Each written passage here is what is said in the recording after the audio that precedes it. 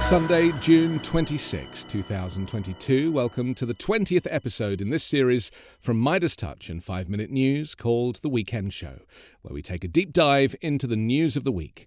You can download the show as audio in addition to my daily 5-Minute News podcast on iTunes or wherever you get your podcasts. Joining me today is political analyst and author of American Rule and the forthcoming book, The Midnight Kingdom, A History of Power, Paranoia and the Coming Crisis, Jared Yates Sexton. Jared, welcome back. We've had you on the weekend show before and thrilled you're here. Tell us a little bit about this new book that's due out in January. It's a very interesting title. Well, first of all, thanks for having me. Always a joy. So this new book, I tried to analyze exactly how we've arrived at this moment. As we talked about the last time, we are in the middle of an authoritarian crisis. The right wing in America and around the world is starting to consolidate power and control over our systems, which unfortunately we have to talk about today in a myriad way.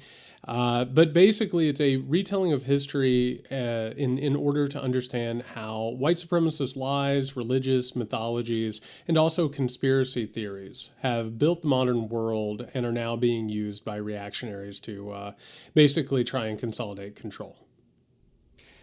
I mean, it sounds like it's made up, doesn't it? You know, it almost doesn't sound real. And that's the craziness because, you know, you try and communicate this to people. And I've been talking a lot recently about American exceptionalism preventing doomsday conversations. It's almost like this stuff can't happen to us in America. And yet it is happening, right? And isn't that really what you're coming up against every time? People will accuse you of being scaremongering when actually, if they only stopped and looked around, they'd see exactly what you're saying coming true. Well, it's been a weird ride. I have to tell you, I've been covering politics now for 6 years. I sort of cut my teeth going into Donald Trump rallies. And it was back in 2016 that I recognized in the conversations I was having with people at those rallies and the things that I was hearing and witnessing, that there was something rather troubling growing. That there was something that was happening among the right wing. And there was this authoritarian energy, these conspiracy theories, the possibility of violence, a real energy for anti-democratic activity and possible violence. And I think it took a long time for Americans to start to wrap their heads around the possibility that this was even, a possibility. Of course, a lot of people were caught completely unaware when Donald Trump was elected. They believed the system would hold and obviously spit him out like so much bad food. I think that was one of the moments that people started to recognize that there was a problem in this country. And then when you started to peel back the layers of that onion, you start to realize this is a larger problem. It wasn't about Donald Trump. He was a symptom rather than the disease. And in the midst of all of this, a lot of people, unfortunately, have wanted to remain delusional about it or in denial about it. But the writing's on the wall. It's very obvious where this came from, what is happening, and where we're going. Let me introduce the three topics we're going to be talking about today because they fall directly into these categories as you've been discussing. Obviously, on Friday, Roe v. Wade was overturned by the Supreme Court. The news was very different the day before. They were talking about gun legislation. You know, the U.S. House also on Friday passed gun safety legislation, which is a big victory for Joe Biden. But it was only a day earlier that the Supreme Court effectively allowed open carry in New York State. You know, you don't have to get a license to carry a weapon there anymore, which is a very serious and worrying moment for New Yorkers and certainly other states that are affected. So we'll look at those stories. But I also finally want to look at January 6th and the panel, which I've been very impressed with. Seeing these live hearings has been quite compelling. They called Trump's scheme a power play that nearly succeeded after the ex-president launched a weeks-long campaign to strong-arm the Justice Department into declaring the election corrupt. So let's look at those stories. We'll start with Roe v. Wade, obviously, because it's the most pressing issue, and it's certainly what we're seeing protests certainly over the last 3 days since this was announced. But I want to look at this for a moment just from the angle of Republicans. I actually watched a video of Marjorie Taylor Greene walking towards the Capitol building, and she was just overjoyed. She couldn't contain herself. She was like, "Oh my God, I can't believe it's actually happened." Republicans really are celebrating this. Lawmakers are reacting with joy. The Texas attorney, Ken Paxton, has declared Friday an annual holiday. I mean, this is such a different mindset to Democrats and people who are pro-choice. So, I mean, what are we looking at? How do we look at this when it's such a split conversation? Where do we start? Well, I'll start with the political bent on this. And, to go ahead and look at this from a strategic standpoint, let's be very clear. This didn't just happen. This is the result of decades of organization and a very, very intensive political project. The Supreme Court justices who overturned Roe v. Wade, they didn't just happen to get on the Supreme Court.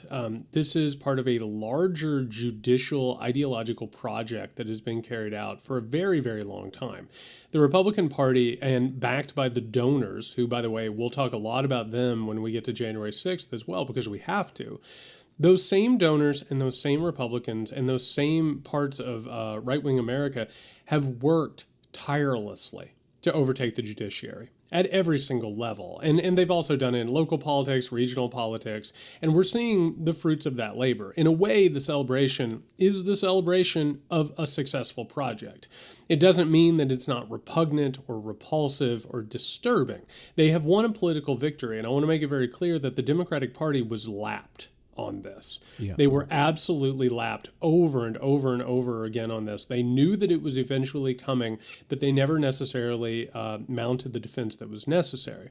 Now, culturally and ideologically, this is a different story. I grew up in the evangelical church. I grew up particularly in a very radical type of Baptist sect. And I have to tell you, for the people who are stewed in this ideology and the worldview, they've literally believed that women having control over their own bodies and reproductive fates, they view it as a war between God and Satan.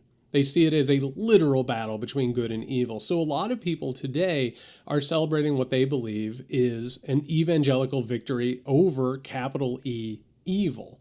But meanwhile, in the midst of all of this, I think we all know that behind ideology and mythologies and narratives, there are real socio-economic and political reasons. Power, profit, you name it, control. Those types of things are what have actually happened here in terms of rolling back the rights of women and pretty soon probably other rights everywhere else.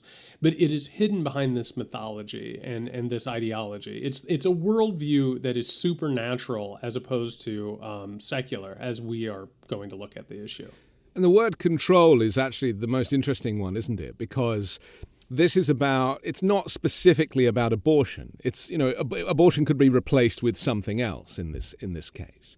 It just happens to be about abortion. It's about men controlling women.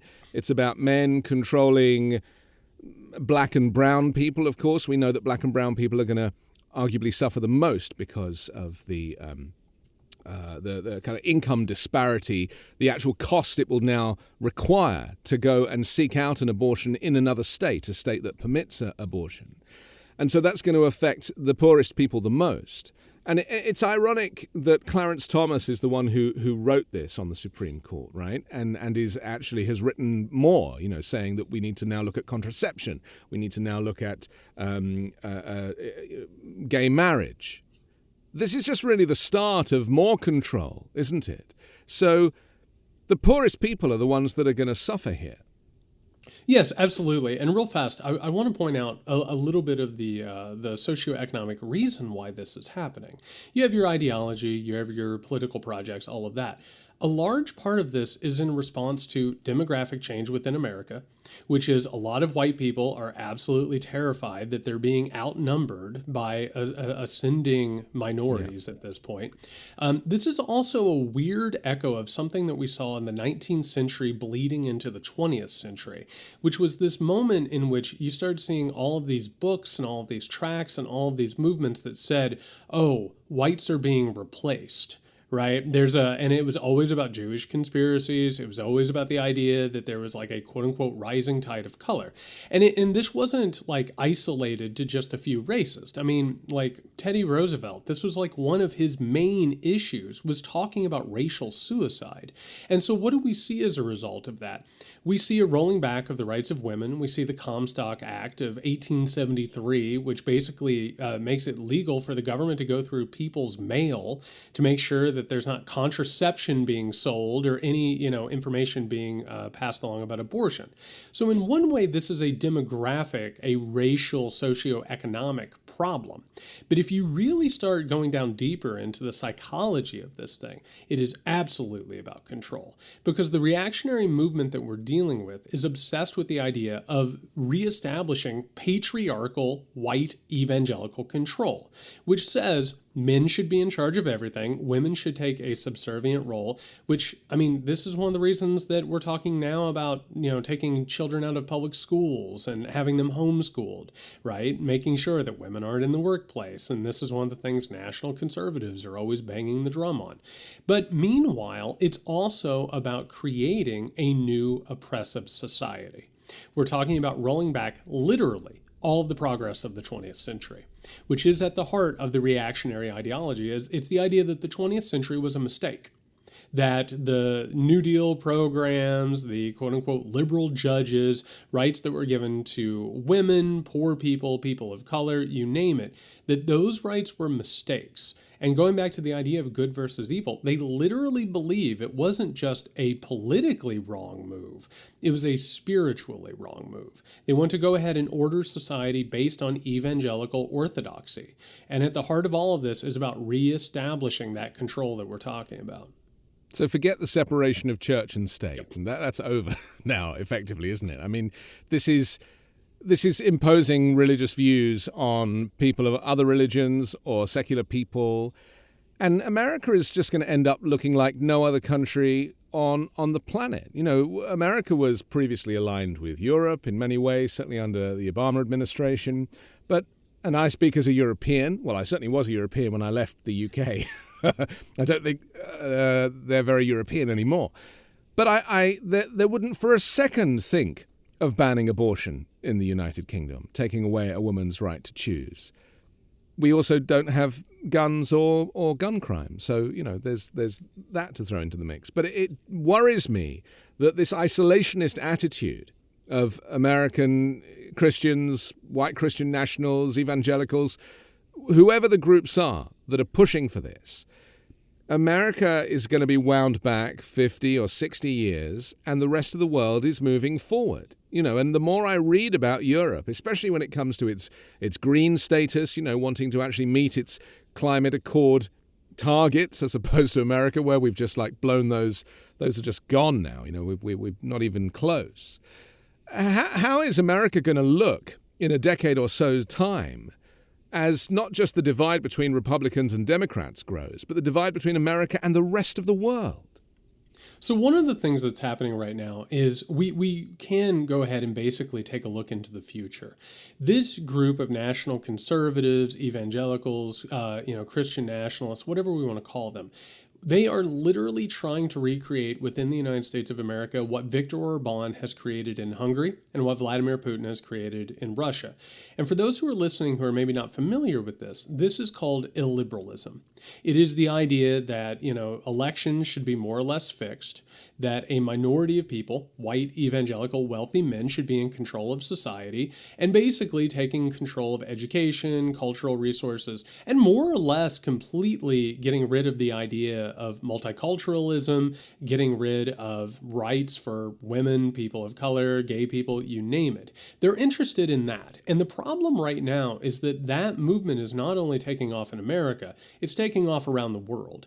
We're starting to see those things have inroads into other countries, particularly, and this is a major problem, as neoliberalism makes people feel completely disassociated from representative government. It makes them feel powerless and quite frankly, leaves them alone, afraid, atomized, exploited.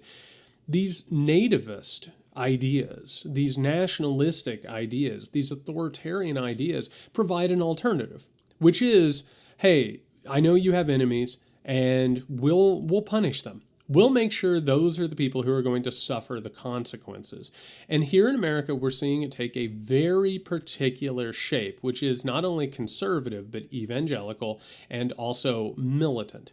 And the problem in America right now is, unfortunately, we're in decline. And we've been in decline for a while. The consequences of the war on terror and just a multitude of terrible decisions. We're now seeing the consequences of that, the poison fruit of that. And whenever you see a major superpower, let alone the superpower of the world, and Britain was like this too, when they start going into decline, there are these weird death spirals that occur in which conservatives and reactionaries start promising, hey, we'll make the country great again. And when they start making those promises, they start oppressing people. And so what we're looking at here, unless we take this seriously, is going to be a slippery slope of oppression, taking people's rights away and creating a state that can both enforce its discipline through violence and intimidation. And that's the path that we're on right now. I think you're right when you say that it's organized and people don't realize the extent to which it's organized. And it reminds me of there was a CPAC conference in Hungary about 6 or 8 weeks ago. Viktor Orban was the star speaker. So was Mark Meadows. Yep. A whole bunch of Americans, Trump people, including, some of the conservative stars, Candace Owens, for example, and Tucker Carlson was a guest speaker in Hungary on the same platform as this autocrat. And what worries me is that Americans don't realize that this organization that's going on around the world, I mean, Nigel Farage was a guest speaker as well, and I have a lot of experience of him as a character from the UK. He was, the mastermind of Brexit. And, is a very right-wing character and has befriended Donald Trump and, has infiltrated the European Union, European Parliament as he did when he was there. I mean, these people are very, very dangerous. And they're all standing on a stage. I mean, it's not like it's a secret. This is not like a kind of hushed society. This is a show you can stream online and watch people speaking in the most explicit language about, this kind of Aryan alternative to the current status quo. Yeah, and to go ahead and give people some background on this, because unfortunately not all of this was covered. This hasn't been all over the TV or in magazines. Years ago, I'm trying to remember if it was 2014 or 2015, it was the decision on gay marriage.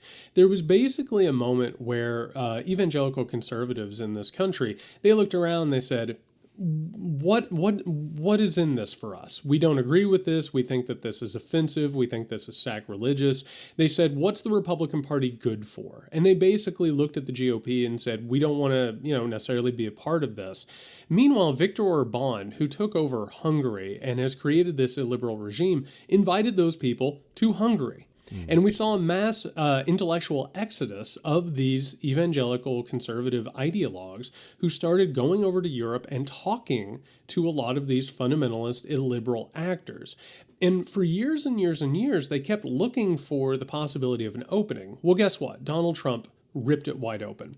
And I want to be very clear about this because people need to understand. They do not think that Donald Trump is a smart person. They do not think he's talented. They don't think he's an actual conservative. They actually think he's a buffoon, but they think he was an incredible weapon. Because what he did... Yeah, he's a doorway, isn't he? He's a doorway into their world and the controlling America, which is why we say that Putin enjoyed the Donald Trump presidency because he basically had a guy who would do whatever he had a lapdog in the White House. Yeah, and somebody like Donald Trump is really useful to these movements because and it's not to get too theoretical here, but politics is all a construct. It only works if you believe in it. It only works if you're afraid of consequences and you think guardrails are there. Donald Trump revealed that our institutions were crumbling and that the guardrails simply didn't exist. So these people took advantage of that. And what they did over the past few years is they literally took over the Republican Party. And everything that we've talked about, like in the past, from conspiracy theories to radicalism to fundamentalism, those things were present in the Republican Party. But now they have totally taken over the Republican Party to where this movement, and call them national conservatives, call them, radical fundamentalists, whatever you want, They have completely taken over the Republican Party, and I want to be very clear about what they want. They want to destroy liberal democracy. They literally want to get rid of elections because they think that that's a terrible way to have leaders. They think it should be, the fittest and the strongest, and maybe even hereditary. This is a group who literally wants to rewind the clock and take us back into monarchs or dictators. And they're not isolated kooks.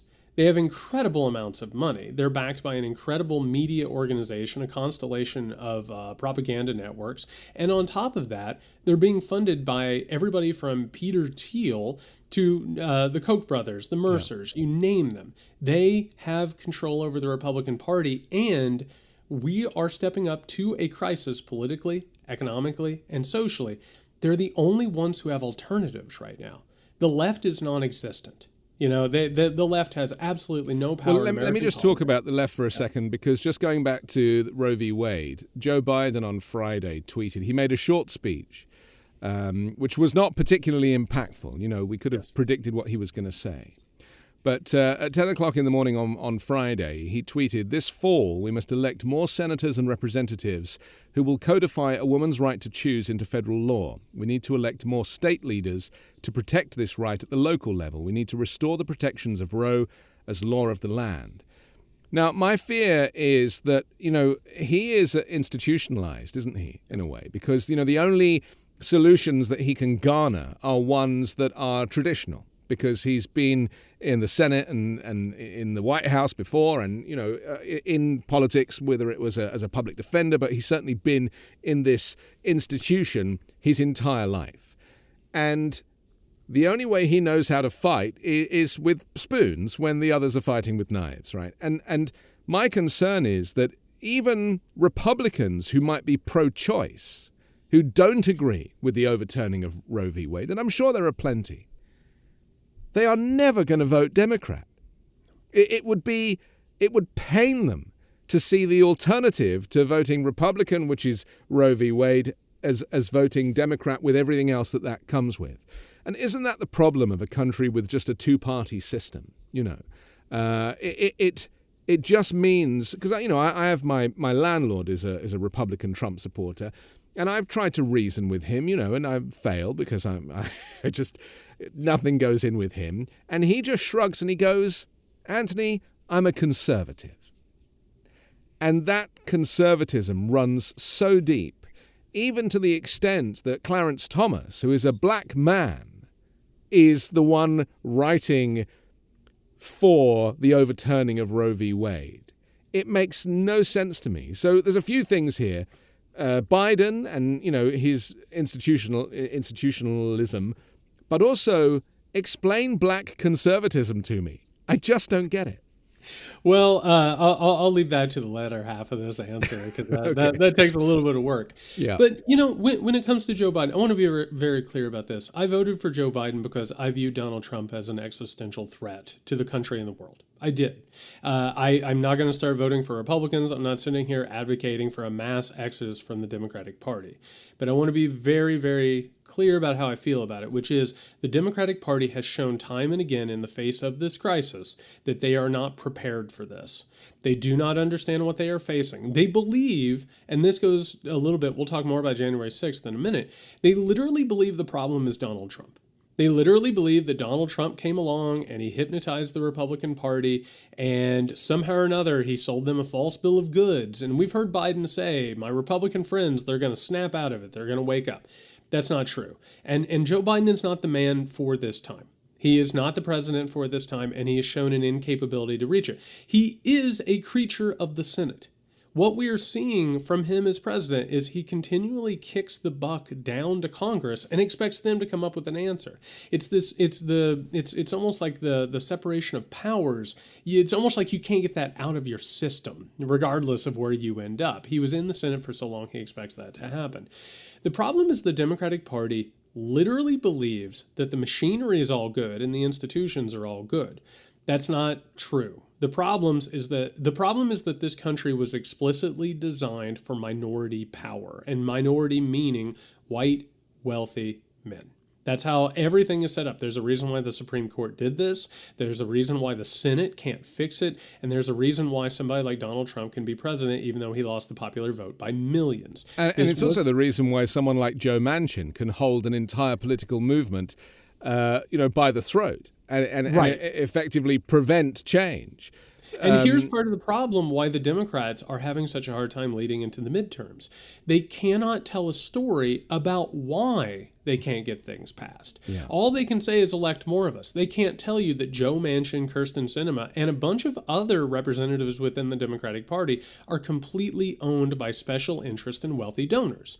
Why? Because that's partly what the Democratic Party relies on. They can't go off script and talk about the actual problem. They can't tell a story that explains why they haven't gotten things done. I will also say very quickly before I start getting into the conservatism question that a large thing that's happening right now, I've been on strategy calls since Roe v. Wade was overturned. I've been talking to one person after another.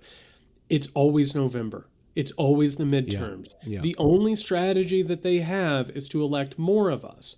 There's no hardball tactics. There's no talking about packing the court, expanding the court. There's no talking about codifying it in law. In fact, I've heard several strategists, and they've talked to me off the record. They've said, I'm so tired of people treating this like a political football. Real people are in trouble.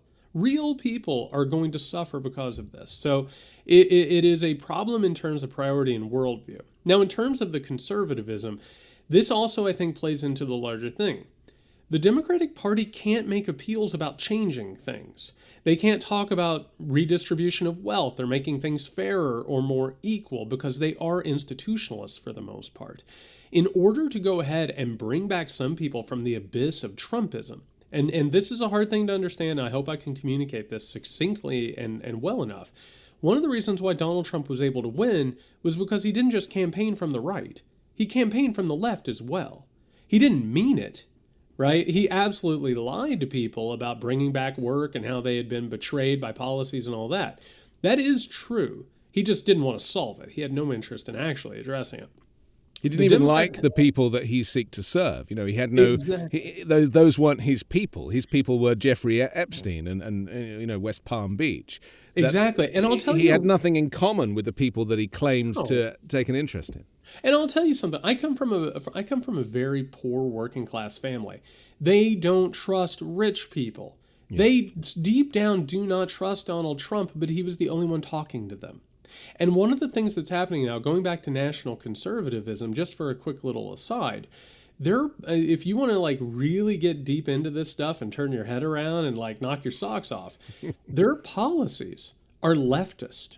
Really, they're talking about getting rid of free trade. They're talking about reindustrialization and making sure that people can do this. They don't mean it. What they're actually going to push is basically not having minimum wage or, OSHA in working places. But they're making an appeal that seems leftist to even the Democratic Party. Now, the conservatism is part of the problem, which is, people want to look at groups and they want to say, oh, if you're this race or you're this sex or, if your sexual orientation is this, obviously you're going to vote like this. That's not always the case. Money is a large factor in all of this.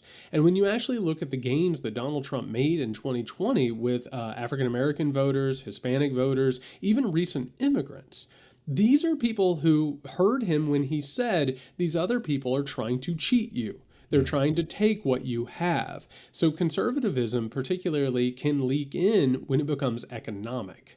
And that's one of the largest messaging problems and strategy problems that the Democratic Party simply doesn't understand at this point. Well, it never made sense that he said that Mexicans were rapists and criminals, and yet you had Hispanics voting for him in huge numbers. Well, and then you take a look at that. If they're citizens, many of them would look and say, I got here. I did the right thing. Yeah. I went through the right channels. Look at the people who aren't, right? They're trying to get one over on me. And in the midst of all of this, when we're talking economics, all those other factors, they can often fall by the wayside, right? Because we're actually talking about people who are trying to protect what they have. And we live in I don't have to tell you this, we live in an economic precariousness right now. Right. I mean, like, things are rough. And to tell people, I will protect what you have from the people who want to take it is an extremely strong appeal, even if well, you it don't plays mean it. to the human condition, doesn't it? It actually transcends politics, because ultimately we all want to make sure that we can put food on the table and we can feed our families and we can protect them. And if there's more immigrants coming over the hill, well, we would rather be protected from them. I fear that, it's a tragic way of looking at it, but it's the human condition. Well, and it's a large part of this modern era that we're living in. Neoliberalism basically said there's a very small pie, and you have to compete with literally everybody. Everybody is your competitor, including your family, including your friends, including your coworkers. And it did that so that people wouldn't create mass political movements. Now, all of a sudden, we're sitting here, we're looking at a government that has been more or less bought by the wealthy. And we're not able to put together a mass movement. Why? Because we've been atomized. We've been separated. We don't feel like we can trust one another. The answer is solidarity, but I have to tell you that everything that's happening in this country and all of the political influences and energies are pushing that conspiracy theory idea, that insecurity. The pie is shrinking and shrinking and shrinking. And I got to tell you, and this just to underscore how important it is that we take this seriously and combat everything that we're talking about right now, this has disaster written all over it with climate change. Because we're talking about shrinking resources. We're also talking about shrinking real estate. We're talking about literally losing areas where people live. We're talking about climate refugees. We're talking about massive upheavals. If this national conservatism, authoritarianism is allowed to keep growing and gaining power, that is a recipe for absolute disaster, the likes of which I have to say it only resides in most of our nightmares. And ironically, Joe Biden said at the end of his speech after he was addressing Roe v. Wade that he asked people to protest peacefully. He was very insistent that he didn't want people to kind of make a scene over this. And I understand the point he's making, and that is that the right wing and the right wing media and the right wing movement are almost desperate for people to get violent over the Roe v. Wade overturning decision, right? They want Democrats to be seen as an angry mob, because that will dilute and devalue the angry mob that went and caused the insurrection. Is that right? Yes, it is. And here are the problems with all of that. And I just want to go ahead and point out one of the greatest protest movements in modern history, which was the Black Lives Matter protest movement. This was a situation in which you had a massive mobilization of protest and millions of Americans out on the streets. Meanwhile, you had provocateurs, in shadows, setting fire to things in order to try and incriminate people. I mean, you had, paramilitary groups out there, trying to provoke this type of violence. But when you have something like this, like a literal taking away of rights, and you have an authoritarian, minoritarian movement trying to roll back the progress of the 20th century, you cannot just rely on the Democratic Party to, sing God Bless America or read a poem or cite their displeasure or send out, a fundraising email. It's literally going to take a more or less an upheaval from a grassroots position. People have, and one of my great fears, honestly, and we'll see what happens in the next couple of weeks. One of my biggest fears is that we've become so atomized and we've become so sort of separated that maybe we'll see some protests for a while, but then we'll see a bunch of people say, I'm glad I live in a state where my rights are protected. Good luck to people in the red states. And if that happens, or if the media gets tired of covering it, which we saw with the Black Lives Matter protest movement, right? And we even saw with COVID-19, it's like there's a saturation point where, because fundamentally the media is just business, and if it's not box office, then there's no point in continuing, even if it's still newsworthy. Well, and it's business in another way as well, which, listen, let's call facts here. Every major media platform comes from concentrated wealth. I'm sorry, but the perspective that CNN or MSNBC, if you want to call them leftist, you can, but it is from a corporate economic perspective. And so in all of this, basically, it doesn't matter in a neoliberal economy whether or not your rights are protected. In fact, most neoliberal economies are usually run better if your rights aren't protected and if there is authoritarianism. So in a way, they'll go ahead and they'll say, this is troubling and upsetting, and look how people are upset. But the system rolls on. And, it has to bring the new story. It has to bring the new perspective. It has to bring, fresh grist for the meal. But meanwhile, in all of this, it will go on regardless of whether your rights are protected. So this is at a point where the people are going to have to take things into their own hands. They're going to have to mobilize. They're going to have to show their displeasure. They're going to have to protest in a sustained way, or else the system will just cruise on unabated. Let's talk about the gun safety legislation that was passed on Friday.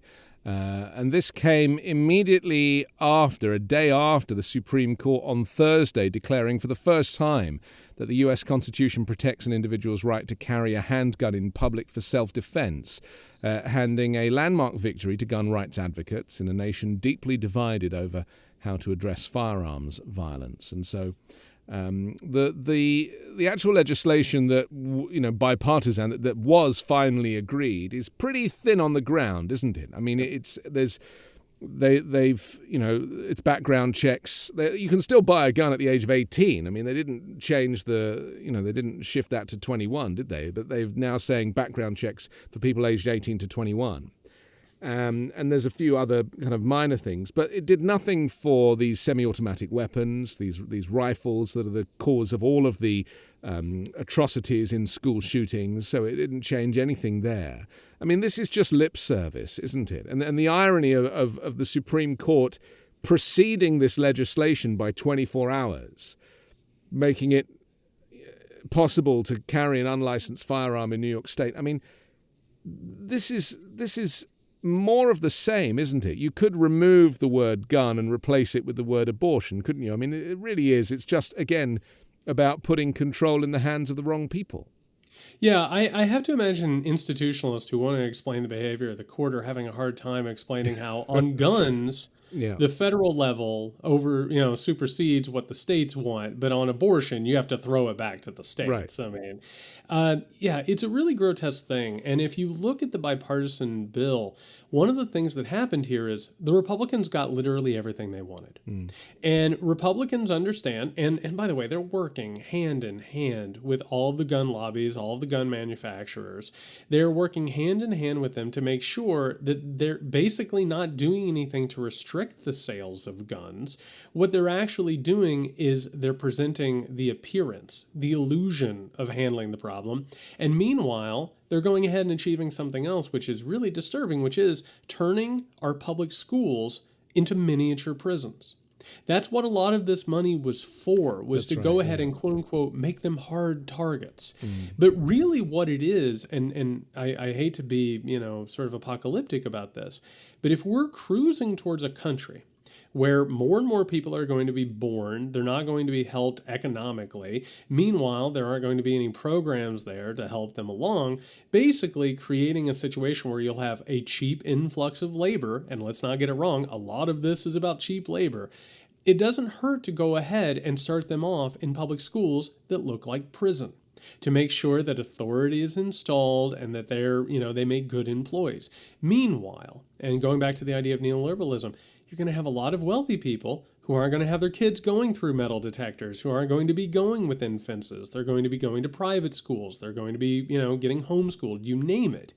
And it is another thing, again, where it's basically putting the onus onto the victims in the first place. They're not going to be protected.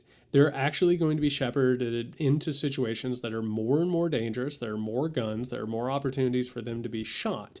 And in all of this, like you said, it's business as usual. It's passing the buck down the road. And, I said this the other day, maybe a few lives will be saved by this bill. I'm not sure. But I don't even know if you put it on the scale, if you could really measure how many lives are going to be lost by presenting the illusion of solving the problem. It's literally going to make the situation worse. That's what's dangerous, isn't it? Because, the media was reporting this as a big win for Joe Biden.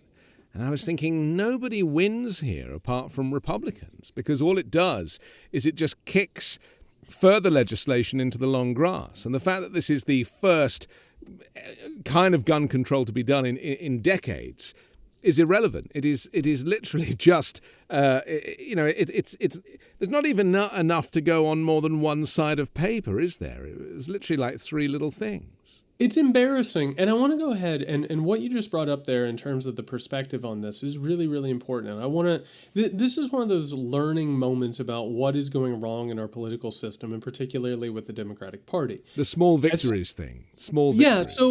Yeah. Like as Roe v. Wade was overturned, Nancy Pelosi, I believe, was the first Democratic official who came out and made a statement. Correct. Came out and said, this is a travesty, was obviously upset. Had trouble composing herself because this was a grotesque scene.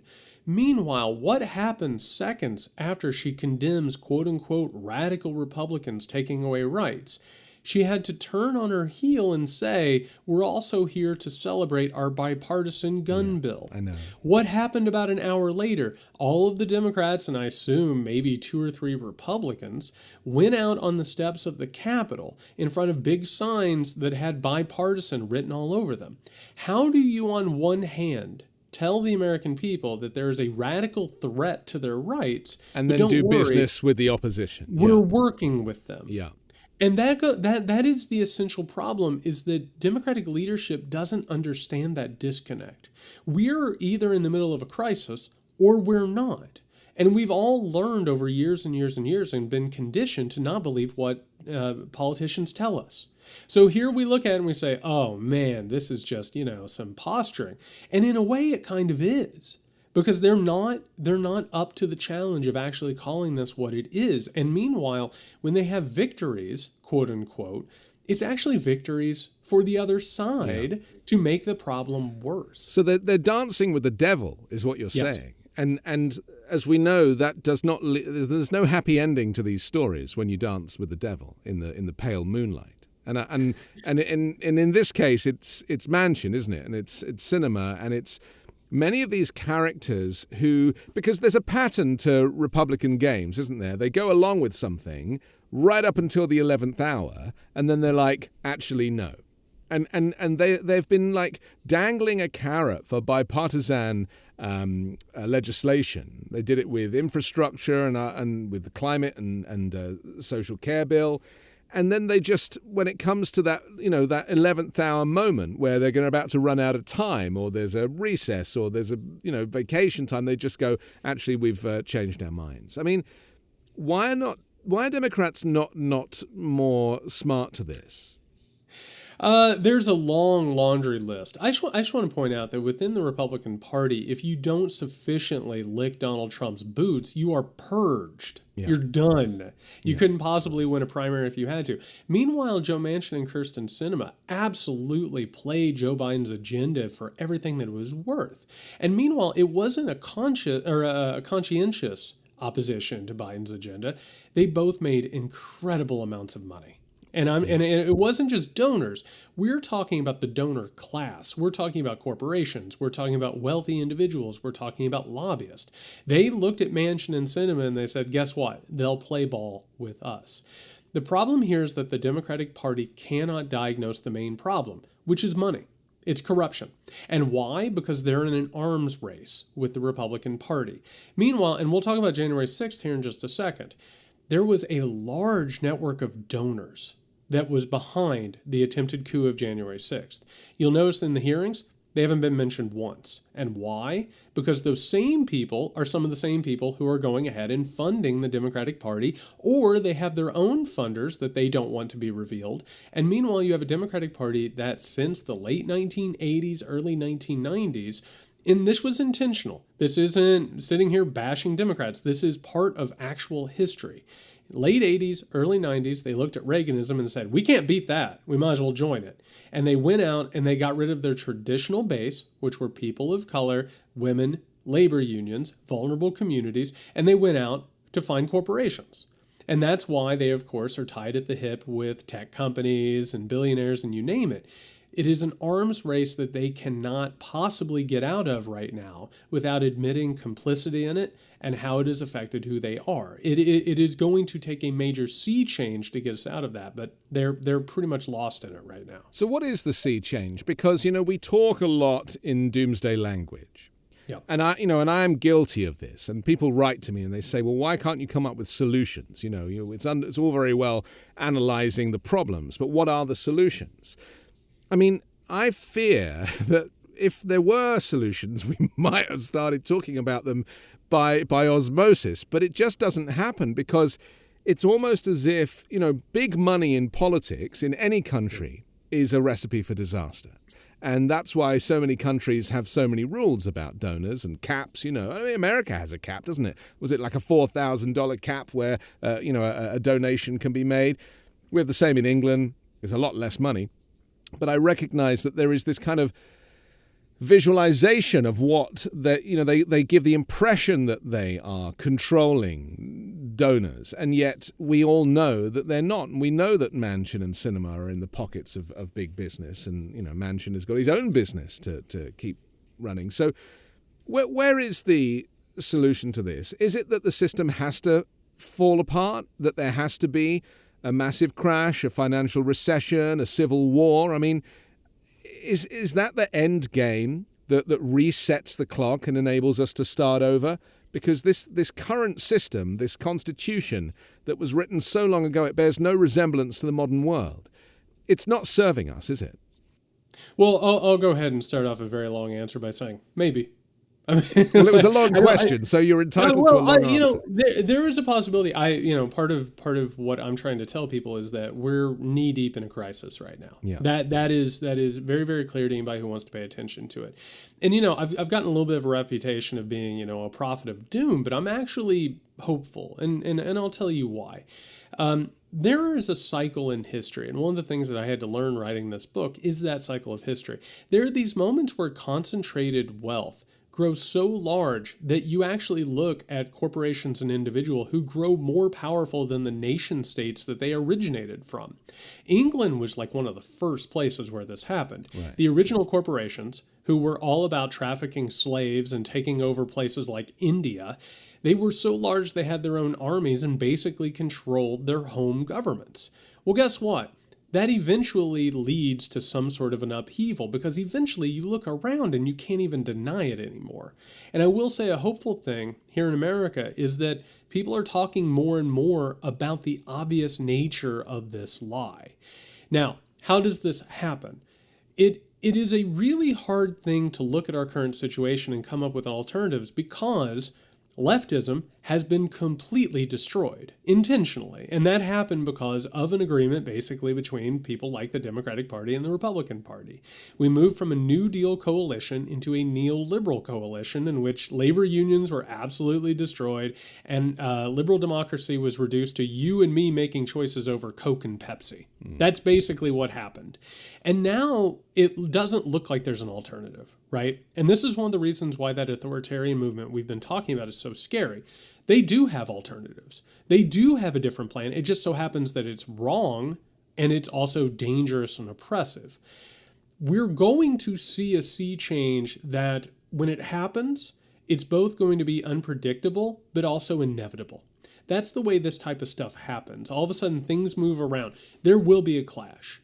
I got to tell you, we're talking in the wake of Roe v. Wade being overturned. I've said since 2016, there's already been bloodshed. I hope we can limit the amount of bloodshed and suffering that could possibly happen. There's very likely going to be a lot of chaos, a lot of violence, and a lot of bloodshed in this country. It's almost determined at this point. The question is, what's it going to lead to? Can we limit what it is? Are we just going to go out in a blaze of glory, or are we going to figure out something different? Or are we going to look up and suddenly we're going to be like a confederacy of states and like-minded groups and individuals? I don't necessarily have the answer, but again, I remain hopeful. Well, that's maybe why Joe Biden preempted the whole please don't be violent with your protest, because he knows that, people are not happy, and that his hands are tied. I mean, he can't even, there's no executive order that is going to turn around this decision on Roe v. Wade. So, or even gun control. There's nothing he can do there. It's very odd that executive orders come in useful for some things and not others. Clearly, they come in use for things that are of no use and not for anything else. So, let's just take it on to our next subject, which is January 6th and Donald Trump, because Trump at the moment is languishing in his winter White House. His Mar-a-Lago or his what's that other place? Oh, he goes to that golf course, doesn't he? Where he he's the king of the castle.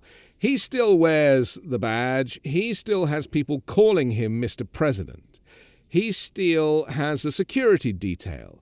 He still gets to order Coca-Cola by pressing a button. I mean, all of the things that he enjoyed as president, he is still enjoying, and he is surrounded by sycophants who are calling him Mr. President. He genuinely thinks he won the election, right? We're hearing this. We heard this from one of the documentary makers who was giving evidence that, after interviewing Trump, and it was interesting that there was all these foreign documentary makers who were recording during this insurrection period, and Trump and his people didn't even realize that this might be used as evidence. But he basically said, Trump is such a narcissist, he has such a one-track mind that he still thinks he's the king. And nothing is going to change that. And so the downside to that is, in a court of law, that actually is helpful to him, isn't it? Because it's going to mean that he'll say, well, I was told that I had won the election, so of course I'm going to ask everybody, whether it be the Justice Department or whether it be my base, to come and, take their country back. That's going to work in his favor. Yeah, I was talking about this on my podcast the other day. It's right up there with the dog told me to murder everybody, Yeah. right? Or I ate too many Twinkies. I mean, Your Honor, my client is lost in delusions. I mean, that's a heck of a defense. But we do have a situation here, and this is part of the reason I've both been impressed but also very, very disturbed by the January 6th hearings. It is obvious, and Liz Cheney has played a leading role.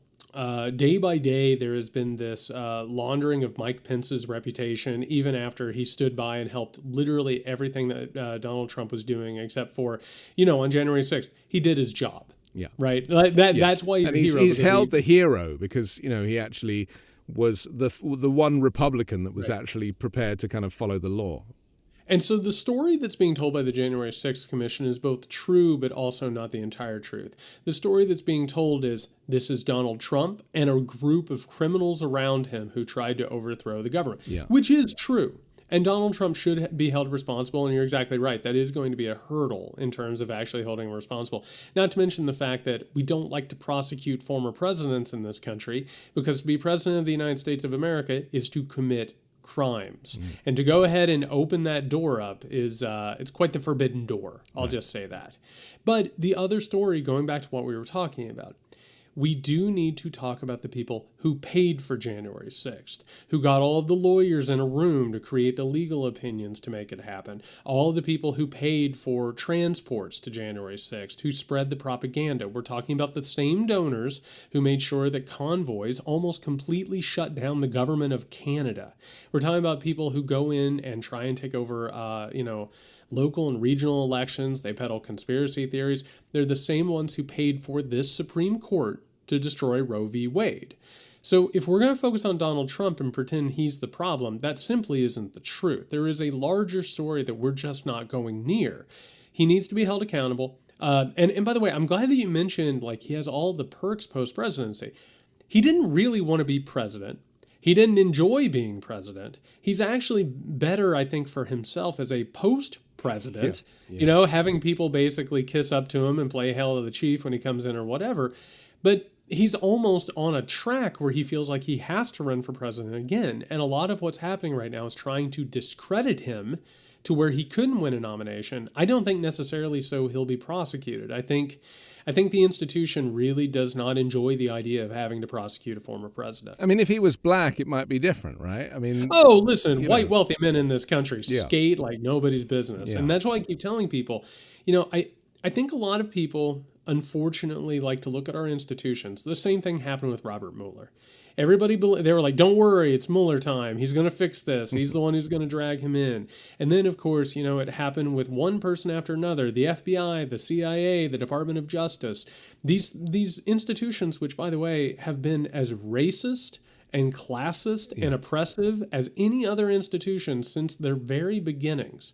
And I keep telling people, white, wealthy men very rarely are held responsible for what they've done, much less a former president of the United States. But look at the list, Jared. I mean, everybody who gave evidence, and a lot of Republicans were giving evidence, people that worked directly with Trump in the White House or, in the Justice Department, they're all white. There was no minority groups involved. There was very few women and there was very few black and brown people, if any. And this is the irony of this, isn't it? This is this white collar crime that we've been reading about, but here it is in plain sight. Yeah, and one of the things I'm loving about all of this is the people who are giving testimony. I mean, that's like Bill Barr. I'm sorry, but Bill Barr literally wanted to create a theocratic legal system.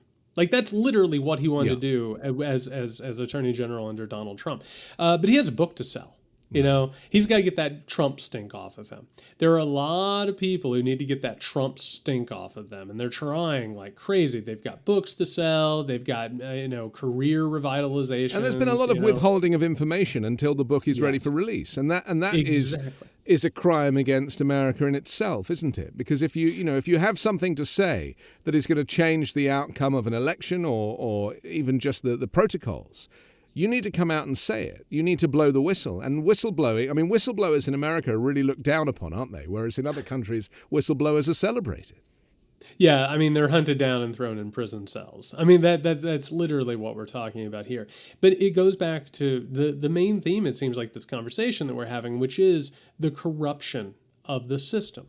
We have a lot of people who saw an opportunity to pursue their own particular goals. And I got to tell you, with this conspiracy, I keep telling everybody, this was a big tent conspiracy. You have a lot of people who just like crime. You have a lot of people who are just ready to commit a crime if a lot of people want to go along with it. You've got a lot of evangelicals who literally wanted to create a theocratic regime in the United States, including Bill Barr and I forgot, the Secretary of State, Pompeo.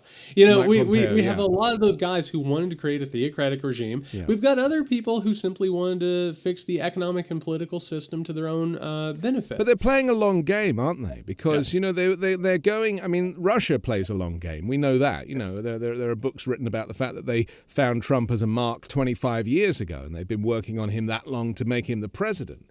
But in terms of people like Bill Barr, who, languishes, his body language when he was being interviewed, and we were seeing those tapes of him being interviewed, like he was, like he hadn't committed a crime, but he was highlighting those that had, when it was absolutely clear that everything he had been involved with was criminal, but he just couldn't see it. And as you said, he was trying to shake himself off of the stink of Donald Trump. But his body language suggested to me that this is really not a very nice character. This is not somebody you want to go and have a drink with. And Pompeo is the same. I mean, Pompeo famously did that line where he talked about a smooth transition of power to a second Trump administration. Do you remember? And I fear that these people, I mean, Pompeo worked in real estate. He had no experience of public office, right? He kind of ran a caravan park or something. I mean, how do we end up with these people? And is it that they are, they are kind of closet racists or Klan members who see an opportunity and they're like, well, I can tell the president what he wants to hear, get a job in this administration, and then unleash the beast? Well, I just want to say, in terms of Donald Trump's ability to be won over by people, nobody's going to say that Kim Jong-un is a particularly, talented political creature. Yeah. He's won over exactly two people in the world, Dennis Rodman and Donald Trump. And, one of the things we're looking at, I think, is really instructive. Take a look at what's taking place in 2022. The docket at this point in the Republican Party is filled with celebrities. Right. We're talking about Dr. Oz. We're talking about Herschel Walker. Yeah. We're talking about people who have literally, I mean, Marjorie Taylor Greene, who you brought up earlier, has no interest in actual politics. If she was given an offer right now for a reality television show, like at the very end of your television dial, she'd be gone in a second. Yeah, there are people that just want to be famous, and they'll whatever costs, even bringing down a country. So one of the things that's happened in this entire situation is as the neoliberal regime has basically gone ahead and cut off power. So like the president right now, Joe Biden's main job is to get on TV and say, gee whiz, guys, I'm sorry. This is terrible. I wish I could do something about it. We've actually seen a transfer of power from the federal level, apart from the Supreme Court, of course, to the state level. Right? And to corporations. I was so disturbed watching the coverage of Roe v. Wade. It was like, what corporations will do something, right? Those are the people who actually put up the defense anymore. Meanwhile, television has been turned into, politics has been turned into a commodity. It's a television show replete with heroes and villains and goats, you know? And all of this is a place where you go to either make some money so that you can make money later, which, by the way, is part of what Joe Manchin's about, is shoring up his own financial interest. Or maybe you go in and you take advantage of a person like Donald Trump, including Bill Barr, Mike Pompeo, and Steve Bannon, and you say, I have a larger ideological purpose here. I mean, Bill Barr, if you remember, was threatening to have law enforcement stop responding to people who weren't, quote unquote, sufficiently grateful enough. Yeah.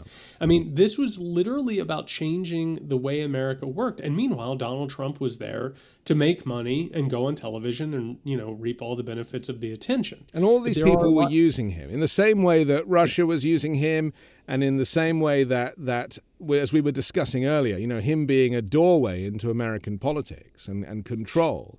It was helpful that the mark, in this case Trump, was an empty vessel.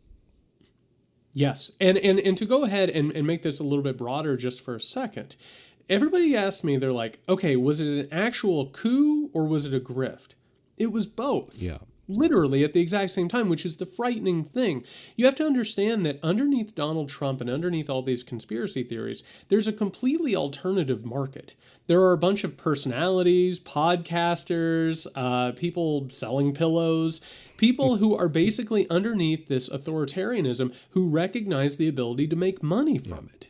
They're not actually ideologues. They don't actually have principles. They're using it to further their careers and their influence. Arguably, Trump wasn't a Republican, right? He was somebody that was a businessman who was looking for a political party that was most likely to give him success and enable him to do business.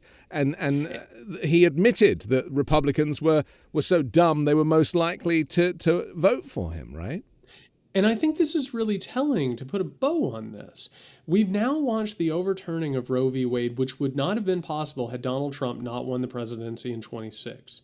Donald Trump didn't want to be president. He was using his presidential campaign to try and jumpstart a media empire. Yeah. He wanted to basically create an alternative to the right-wing entertainment industry, and instead he ended up getting elected president of the United States.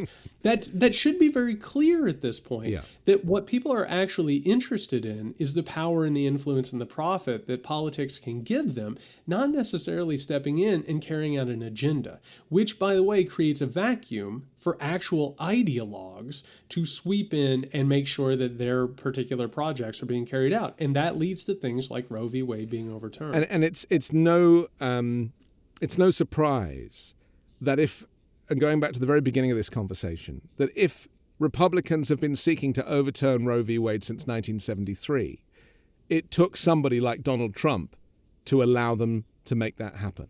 And really, that is the legacy of Trump, that he was such an easy target. He was such an easy person to manipulate because of his desire to be loved and his ego and his narcissism, that the cost of having somebody who is that unwell in charge is the guns, the abortion, and now this control that we're going to see a lot more coming from the Supreme Court, which is now packed with conservatives. We have to wrap it up, I'm afraid. It's this hour has gone by so fast. But do you want to have a final word? I feel like there's one in there. Yeah, everything you just said, I just want to make it very clear what we're talking about here.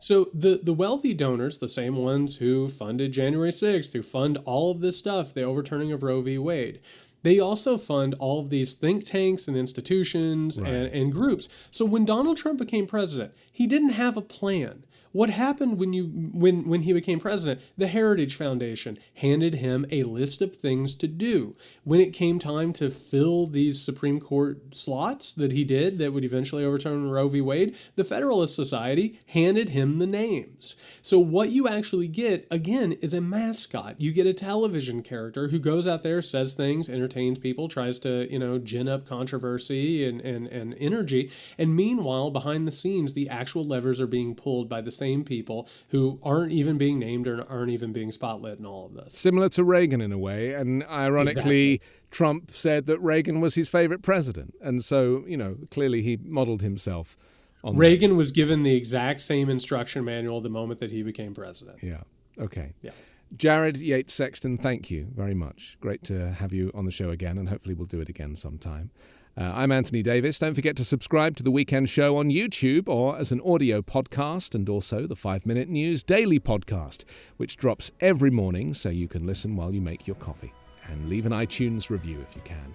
Join me next Sunday morning with a brand new special guest and 3 more factual news stories to discuss on the 5-Minute News Weekend Show with Midas Touch.